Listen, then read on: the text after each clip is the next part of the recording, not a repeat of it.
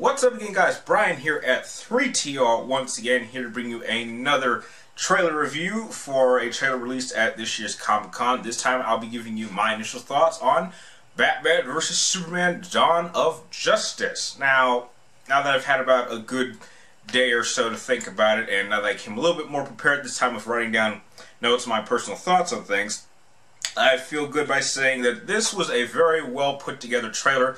I now have a good feeling for what the mood of this movie is going to be going forward, leading up into Justice League, and I am quite excited for it.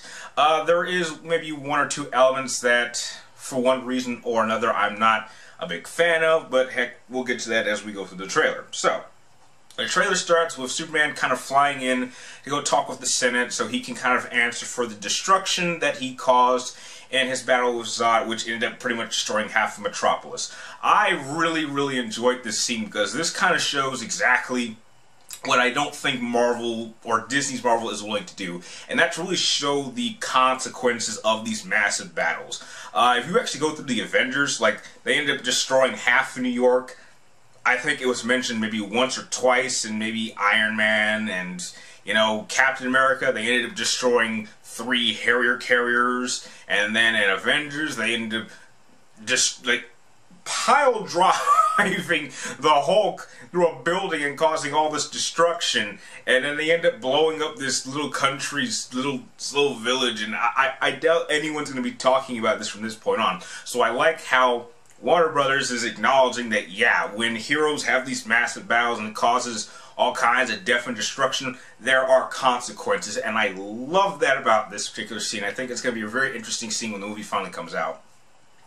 And then we also see that Bruce Wayne was actually in Metropolis during this battle, and apparently the reason why Batman or Bruce Wayne isn't going to go after Superman is that he sees Superman as a threat because apparently one of the buildings that was destroyed belonged to him, which means that he probably lost a lot of friends and employees, and he feels somewhat responsible. So from that point, I like how they're making this very personal, and it's very believable. If these two had never met and Superman accidentally ended up blowing up one of Bruce's buildings and killed a lot of his people, I could see him getting pretty upset and him acknowledging that, yeah, this guy is extremely powerful and extremely dangerous. And I have always loved that about the dynamic between Batman and Superman, especially with Batman and the rest of the Justice League, which is why there are a number of things that Batman has done in the comics. If you've read the storyline where he actually comes up with these contingency plans to take down the rest of the Justice League members,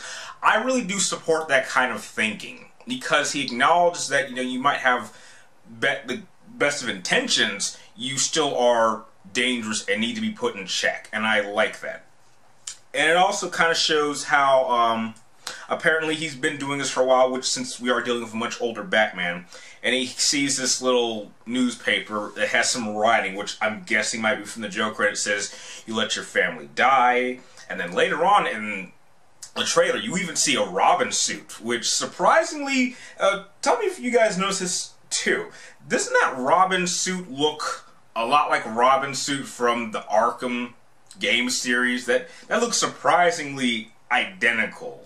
Maybe the center buttons are a little different, but definitely the R and the arm gauntlets, those are definitely from that Robin. So I really do like how they're acknowledging that there is a Robin in this world. Which Robin certainly was killed, we're not sure. Some people might think it was Jason Todd, which would be much more traditional. Some people might think it might be Dick Grayson, which would be very disappointing, because, it'd be really awesome to see Nightwing in this universe.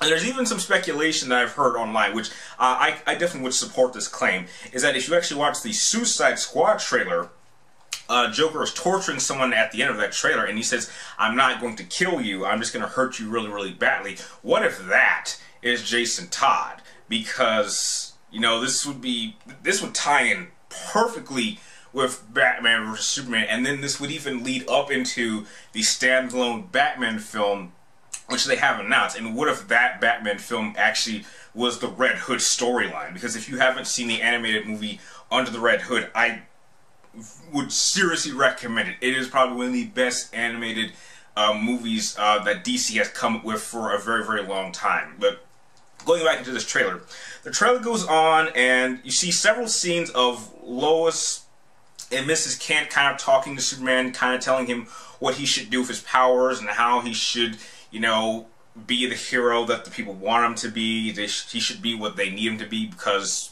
but don't feel like he needs to be. This needs to be his choice. And then we get a shot of Lex Luthor kind of talking to a senator, talking about, you know, devils don't really come from hell, they come from the sky. So he's definitely trying to get some people on his side about Superman. And as the trailer goes on, there's definitely a lot of really key action shots of action scenes. There was this really, really interesting shot that I wasn't aware of, but apparently this hasn't been around for a while, of Batman in the desert wearing this really weird suit. So I had never seen that before, but apparently that has been used before in the comics. So if you guys could tell me what storyline that is from, please let me know. I really want to check that out, because I really like how this Batman has multiple different suits that we're going to see. Where he has his regular suit, he has his battle suit against Superman, and then he has this desert suit. So I'm guessing he's kind of like Iron Man, where he has different suits for different situations. So I really like that about this Batman so far. And then, kind of as the trailer goes on, you just kind of see a couple of clashes between Batman versus Batman taking on Superman. Superman fires some heat rays at Batman, and he dodges it by repelling to another building, I'm guessing, which looked really, really cool. Definitely looks unlike any grappling effect that we've seen before. And it really ends with kind of Superman just total wrecking the Batmobile, and then he kind of tears the doors off, and then Batman just kind of just stands up in front because he knows he can't run, and then you get the logo screen, Batman vs Superman. This was a very, very good trailer, and it really did do exactly what a trailer needs to do. It gives me a sense of what the atmosphere of this movie is going to be, and it looks incredible. I won't say, I don't think it's going to be as good as The Dark Knight. I really don't think I'll see another movie that will probably surprise me as much as that film does. I mean, but there's definitely a couple things in this movie I hope to God they don't do. And if they do, then this movie is going to go down some serious rating points automatically. There are two things in particular I don't want them to do. If you really want to know what they are, I don't want to say them what they are in this video, but if you want to know, just comment down below and I will type you directly what I don't want them to do, and if they do it, I will be really, really super pissed off. But overall, this is a really great trailer, and in fact, I would say it's so great they don't even need to release any more trailers about this. I'm already pumped up to go see this. I think we're only, like, what, maybe 8 months away since this comes out in March next year, so we really don't even have to wait all that long. And overall, this was definitely probably the best trailer that they released at Comic-Con this year. I might do a review for the Deadpool trailer. That was entertaining in its own right, but, you know, definitely not on this level of true epicness. So with that, those are just my initial thoughts on the Batman vs. Superman Comic-Con trailer. I'd really like to know what were your thoughts. What was your favorite part of the trailer? Are there a couple things about this movie you're a little bit concerned about of how it'll lead up into the Justice League? Please share your thoughts with me in the comments down below. And if you like this video, feel free to like, comment down below, and please subscribe to keep tracking me on my future videos. And like always, thank you guys for watching. You're awesome, and I will see you next time.